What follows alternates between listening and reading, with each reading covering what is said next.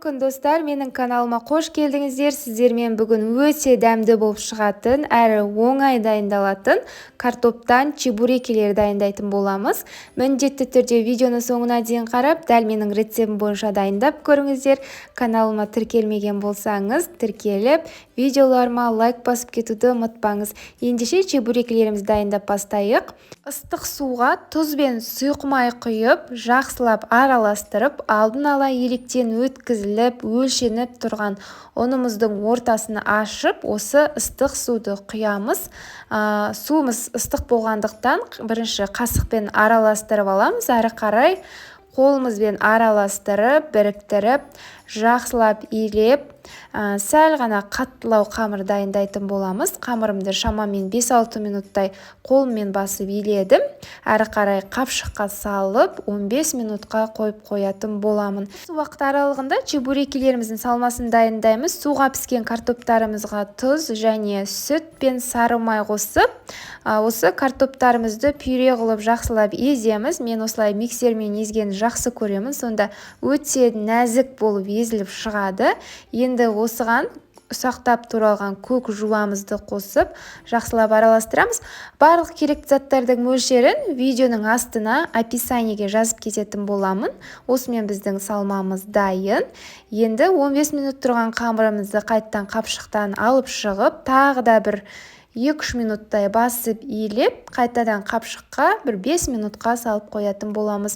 Сонда қамырымыз қанып өте жақсы болып тұрады.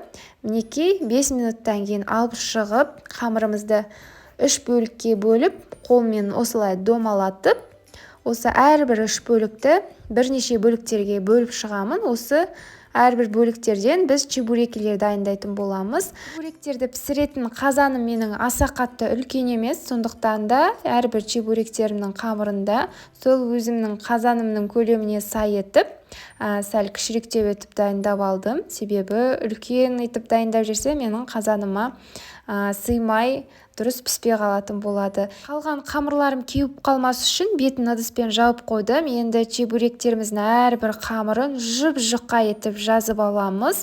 Мен ұн сепкен жоқпын, себебі менің қамырым ұнды қажет еткен жоқ. Енді ортасына жаңағы дайындап қойған салмамызды саламыз. Салманы өте қатты көп қылып салып керегі жоқ. Азғантай салсаңыз жеткілікті. Енді чебуректеріміздің жан-жағын тек шетінен ғана осылай қолымызбен басып бекітіп шығамыз. Тек шетін ғана басамыз, ашылып кетпейтіндей. Және де әдемілік үшін мен осылай өрнек салып кесіп шықтым. Сізде осылай жасасаңыз болады. Сонда чебуректеріңіз өте әдемі, әрі ерекшелеу болып пісіп шығады. Сіздерге тағы да біреуін көрсетіп жіберейін. Мінекей қамырымызды оқтаумен жақсылап жұқалау етіп жазып аламыз. Ортасына аса қатты көп қылып емес, орташалау етіп, салмасын салып, қамырымыздың тек шеттерін ғана қолымызбен ашылып кетпейтіндей етіп басып шығамыз. Әрі қарай әдемілік үшін өрнектеп кесіп шықсаңыз болады. Әрбір чебуректерімізді дәл осылай дайындаймыз да, қызып тұрған майда екі жағын аударып қуырып алатын боламыз. Мінекей қызып тұрған майға салып, чебуректерімді қуырамын. Чебуректеріміз көтеріліп пісу үшін қасықпен осылай үстінен майды құйып тұрсаңыз болады. Сонда чебуректеріңіз көтеріліп, өте әдемі болып пісіп шығады. Дәл осылай қызып тұрған майда екі жағын аударып пісіріп аламыз. Майыңыз бірақ өте қатты қызып кетпегені де дұрыс, себебі чебуректеріміздің сырты тез күйіп, қамыры дұрыс піспей қалады.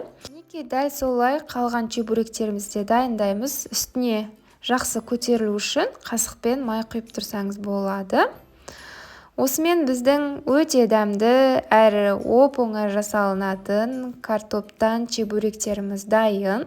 Сіздерге міндетті түрде дәл менің рецептім бойынша дайындап көрулеріңізге кеңес беремін.